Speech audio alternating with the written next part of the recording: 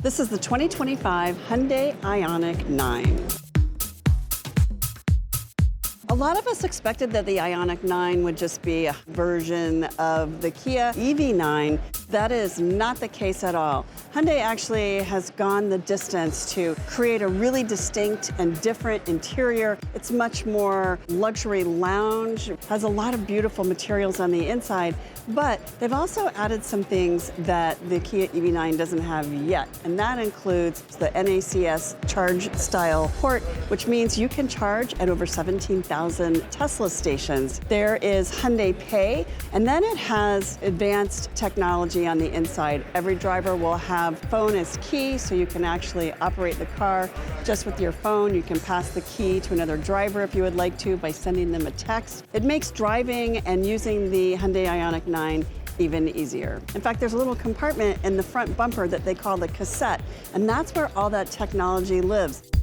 The design language in the Hyundai Ioniq 9 is really unique to Hyundai's electric vehicles. We first saw this in the Ioniq 5. They call it a pixel design. And what they do is they take those little blocks, 4 little blocks is actually Morse code for H, as in Hyundai, and they compose various components of the car with those pixels. Inside, Hyundai took everything that they learned with the Ioniq 5 and added it here, and then they advanced it. So there's a center console that slides forward and back. There are charge ports everywhere. There is an open area between the center console and the dashboard that allows space for other things.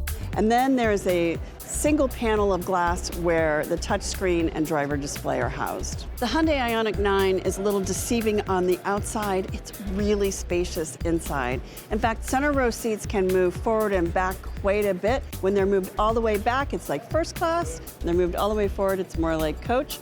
The interior is also upholstered in a leatherette that Hyundai has developed.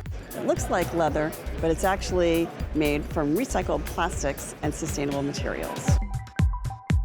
We're in the calligraphy edition, which is the top of the line. It's notable for the suede, ultra-suede headliner, for really beautiful metal surrounds and textures here. The steering wheel is the two-tone that is used on the upholstery, which is leatherette, and has all your driver controls. The gear selector is here on the steering wheel, and that's what has allowed them to open up this space here. We don't need this for a gear shifter or a transmission tunnel, of course, because it's electric. The center console, though, is really unique. You can open it from the front seat or from the rear. This is where you'll find the wireless phone charger.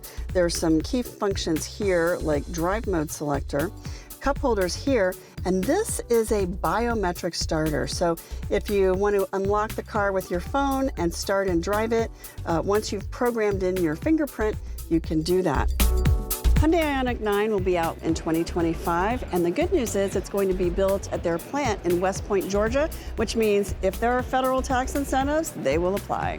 The design of the Hyundai Ioniq 9 is certainly very innovative and very modern. Inside, though, it is really lovely. It is the modern lounge feel that Hyundai was going for, and it is mission accomplished.